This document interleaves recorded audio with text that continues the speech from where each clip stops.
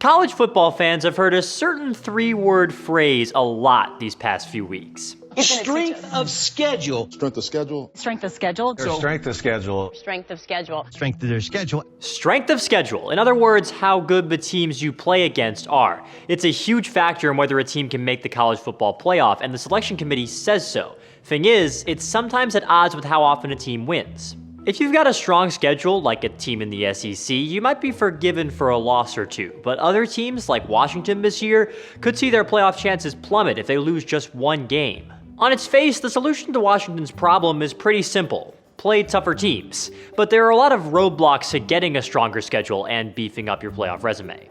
For one, you're never really sure how good a scheduled opponent is. When Washington beat Stanford early this season, that looked like a big win for the Huskies.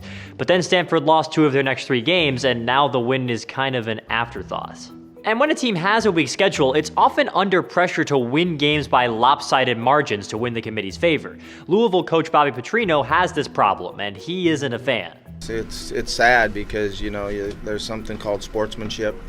But maybe I made a mistake. Maybe looking back at it in Florida State, we should have kept all the starters in and scored 80 points and, did that. But I don't understand why it's like that. The playoff committee says it doesn't factor in margin of victory when ranking teams. It does look at how well teams play week to week, though, which doesn't always match up with whether or not they win. Now, Louisville, you didn't help their case. 2 of the last 3 weeks against Duke and against Virginia, you didn't play so well. All teams can really do at this point is try to win as many games as possible, even though that's far from the only thing the selection committee will be looking at.